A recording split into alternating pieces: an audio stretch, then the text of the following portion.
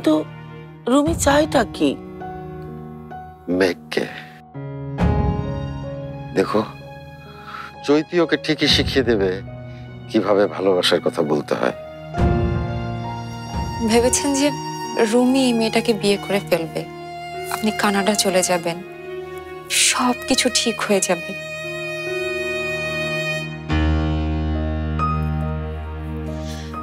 সত্যি কি সবকিছু ঠিক হয়ে যাবে মেঘ?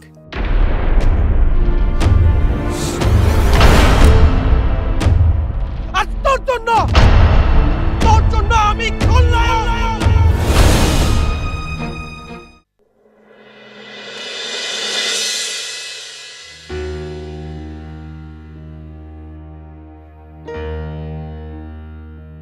দোয়া নিতে এসেছিলে আর এখন এভাবে ফিরে যাচ্ছ।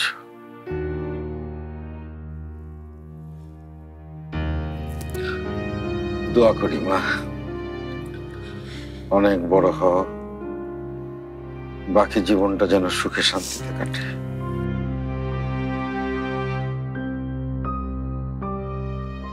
আর এই বুড়োটাকে যদি কখনো মনে পড়ে, নির্দ্বিধায় চলে এসো। আসবো। লাগবে না মা, সুখী হোক।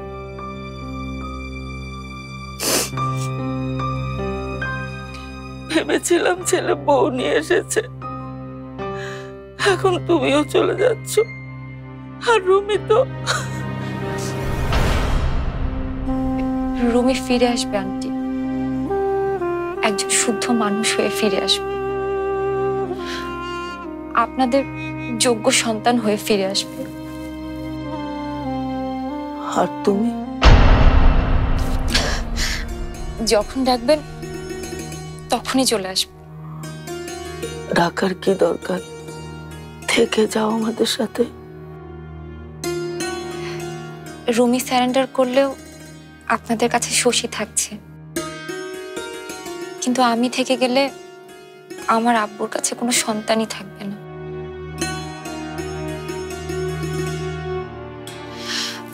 আঙ্কেল, আপনি বললে কিন্তু রুমি স্যারেন্ডার করবে না। তুমি তো নারায়ণগঞ্জে রুমির সাথে ছিলে,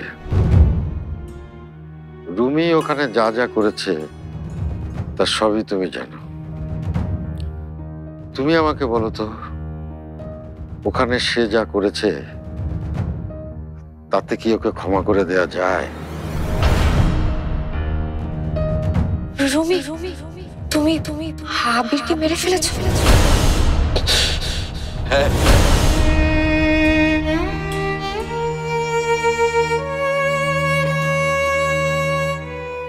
এসব তুই কি বলছিস আজগার? তোকে মাথা খারাপ হয়ে গেছে? যে ছেলে দুদিন পরে জেলে ঘানি টানবে তার সাথে মেঘের? না, আমি কিছুতেই মানতে পারছি না, আমি কিছুতেই এটা মানতে পারছি না। মেঘের এই কান্না, এই কষ্ট আমি সহ্য করতে পারছি না মা। কিন্তু তাই বলে না নাজগার, এটা একদম ঠিক হবে না। মেঘ কানাডা চলে যাচ্ছে, এটাই ঠিক আছে। আসমাই ওখানে ওর জন্য দেখে শুনে একটা ভালো পাত্র বের করবে। তুই সব পাগলামি বাদ দে তো।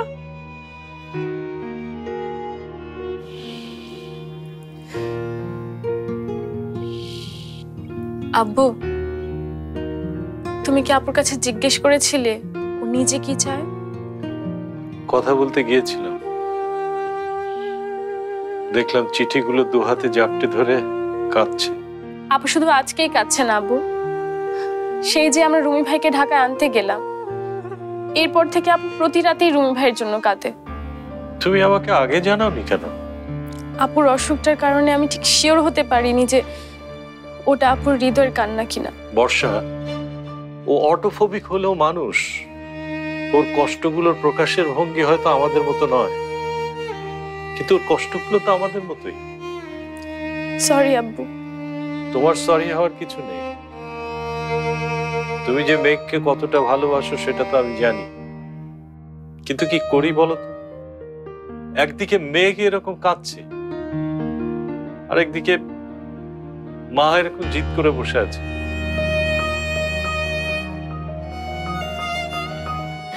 আব্বু, তোমার মন যেটা বলে সেটাই করো আব্বু, কোনো যুক্তিতর্ক প্রশ্রয় দিও না।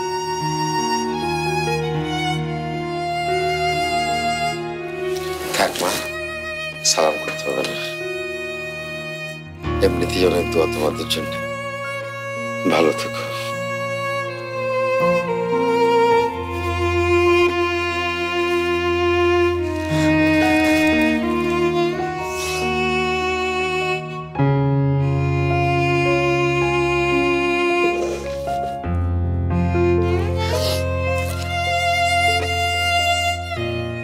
চৈতি চলো।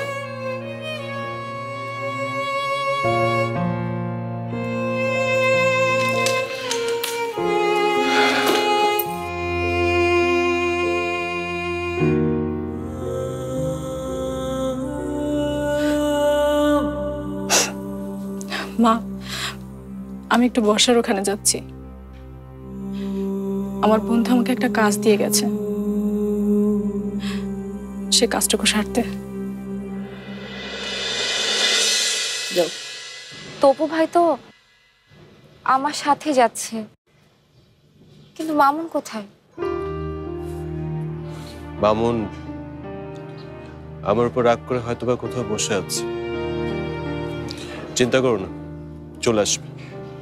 ও তোমাকে ছাড়া একদমই থাকতে পারবে না। চৈতি,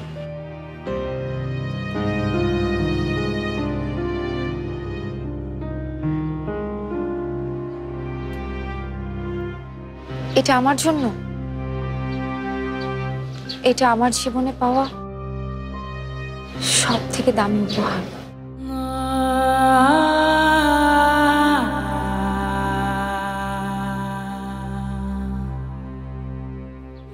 পরে পড়বো, এখন পড়লেই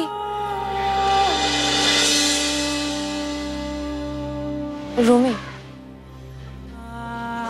তুমি মেঘের কাছে যাও, ওকে বলো তোমার সব না বলা কথা। ভালোবাসা প্রকাশ করতে না পারার কষ্টটা কিন্তু তুমি শুধু একাই পাচ্ছ না।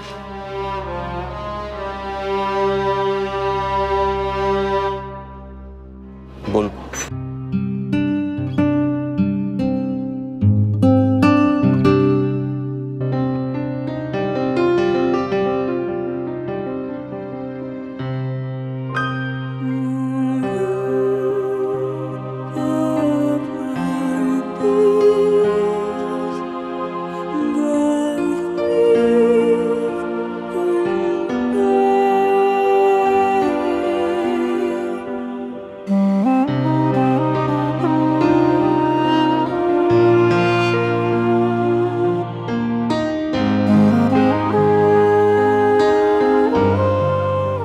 আঙ্কেল কেমন আছে শশী?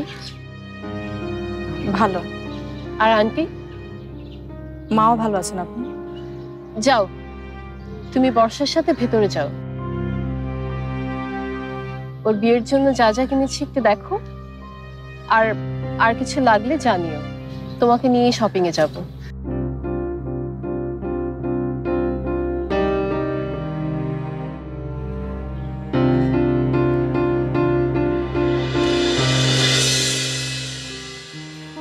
চৈতি এটা আপনাকে দিতে বলে গেল।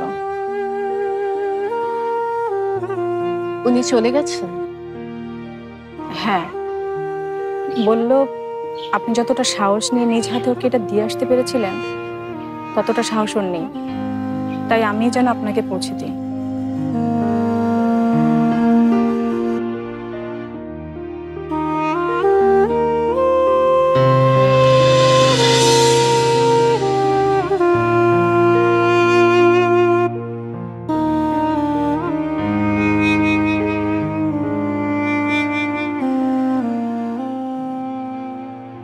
আর কিছু নাই হয় যদি, এলোমেলো হাওয়ায় টুপটাপ বৃষ্টি শুধু ঝরে, যানজটে পড়া মন কিংবা স্থবির বিষণ্ণ শহরে উড়ে যায় এক ডাক ভোলা কাক। লাল নীল রং নয়, শব্দের সীমানায় আঁকা এক ছবি। ভুলো না আমায়, লেখা বুকে নিয়ে নীল রঙা রুমাল খানি ভেসে যায় সে নদীর জলে। চৈতি, জানি কবিতাটা ভালো হয়নি, তবু এটা আমি শুধু তোমার জন্যই লিখেছি। তোমার মতো একজনকে বন্ধু হিসেবে পাওয়াটা আমার জীবনে পরম ভাগ্য। তোমার কাছে আমি কখনো কোনো মিথ্যা বলিনি, শুধু একটা সত্য গোপন করেছিলাম। আবিরকে আমি মারিনি, দলের স্বার্থেও ছোটবেলার বন্ধুকে আমি শাস্তি দিতে পারিনি। আবির বেঁচে আছে, ওর নিরাপত্তার কথা ভেবে আমি গোপন রেখেছি। আমি জানি তুমিও কাউকে বলবে না। তুমি তো নারায়ণগঞ্জের রুমির সাথে ছিলে। রুমি ওখানে যা যা করেছে তার সবই তুমি জানো। তুমি আমাকে বলো তো, ওখানে সে যা করেছে তাতে কি ওকে ক্ষমা করে দেয়া যায়?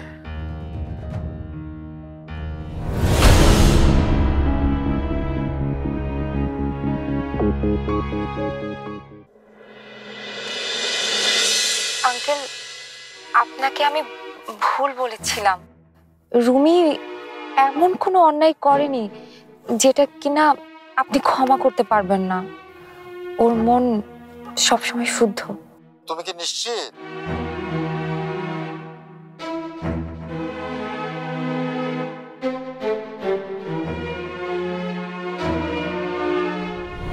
আমার মনে হয় রুমি ওদেরকে ডুবুরির পোশাক পরিয়ে মাল সহ নদীতে নামিয়ে দিয়েছে।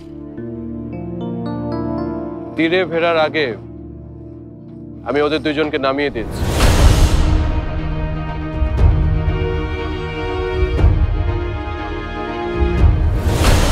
হ্যালো চৈতি, কথা বলছো না কেন?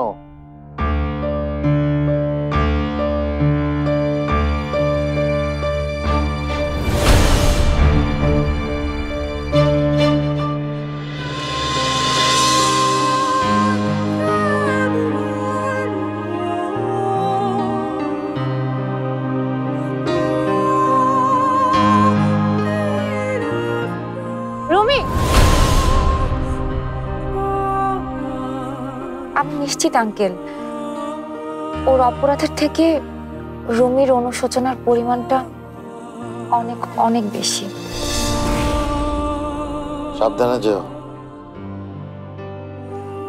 কি হয়েছে? কি বললো? রুমি কোথায়?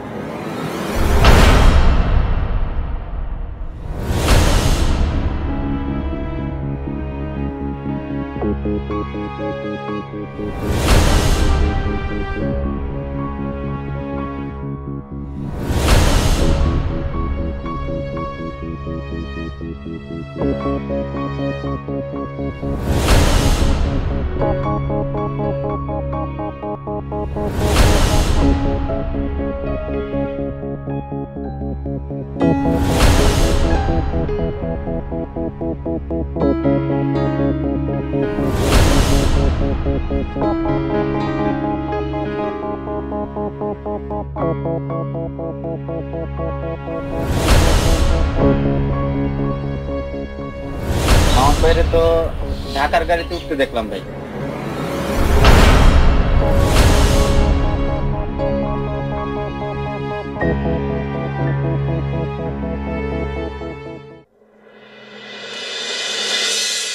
মেঘের অবস্থাটা তো তুমি নিজের চোখে দেখছো মা। এখন তাই বলে তুই এসব ভাববি? লোকে কি বলবে? একটা ক্রিমিনালের জন্য তুমি শুধু মানুষের দিকটাই দেখছো মা। রুমির মা, প্রিন্সিপাল সাহেবের ত্যাগটা দেখছো না, আমার মেয়ের কষ্টটা দেখছো না? আমি সব দেখছি আজগার, কিন্তু তুই কি করবি? রুমি কতদিনের জন্য জেলে চলে যাবে, তখন মেঘের কি হবে? আমি বলি কি, ওকে না হয় কানাডায় পাঠিয়ে দে, আস্তে আস্তে সব ঠিক হয়ে যাবে। ও মেনে নিতে পারবে না মা। ভালোবাসা ভুলে যাওয়া এত সহজ না। আমাকে দেখছো না? আমি কি ওদের মাকে ভুলে যেতে পেরেছি?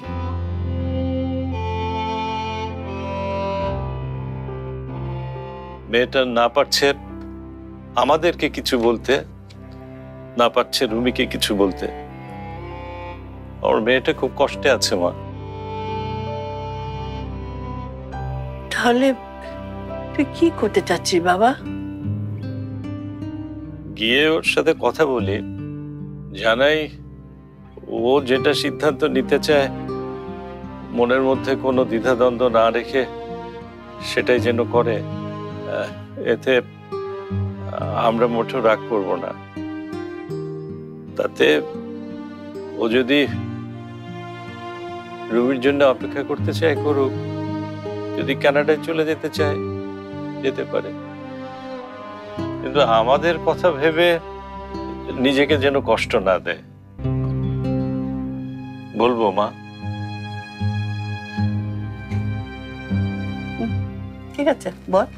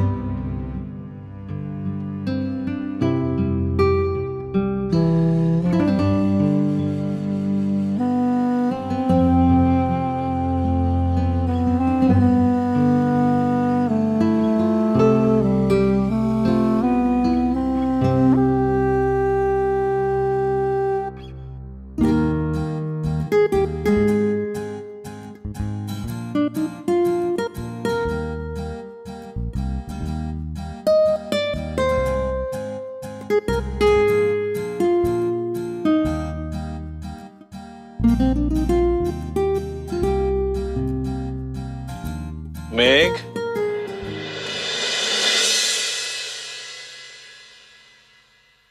জরুরি কিছু করছো? পরে আসবো। না না কিছু বলবে বলো। তোমার কানাডা যাওয়ার সময় তো হয়ে এলো, তুমি এ বিষয়ে অন্য কিছু ভাবছো? তোমার আর রুমির ব্যাপারে বর্ষা আমাকে সবই বলেছে। দেখো, জীবন থেকে কিন্তু পালিয়ে বাঁচা যায় না। আমি কি করবো আব্বু? তোমার মন যেটা করতে বলে সেটাই করো। কিন্তু তুমি, বর্ষা, তোমরা মানেই আমি। তোমরা ভালো না থাকলে আমিও ভালো থাকবো না মা। বুঝতে পারছো কি বলছি? এখন থেকে কোনো সিদ্ধান্ত নিতে দ্বিধা করবে না। জানবে সবসময় তোমার আব্বু তোমার সাথেই আছে।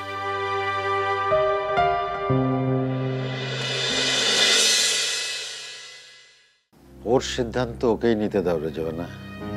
আমার শাস্তি না হলে অনেকে আমার মতো রুমি হতে চাবে মা। ওদের বাসাটা এত ছোট যে আমি থাকতেই পারলাম না। আর ওর বাবাটা রিটায়ার্ড করেছে, তারপরও সামনে যাকে পাবে তাকেই জ্ঞান দিতে থাকবে। বলতে পারো কোনো রকম ওনার জ্ঞানের চাপ সামলাতে না পেরে আমি চলে এসেছি। রুমি দলের স্বার্থে তার বন্ধু আবিরকে খুন করে ফেলেছে। এখন নিজের স্বার্থে তোমাকে ফাঁসাতে তার একটু বাধবে না। পুলিশ তোমাকে ছাড়বে না মামুন, পুলিশ তোমাকে ছাড়বে না।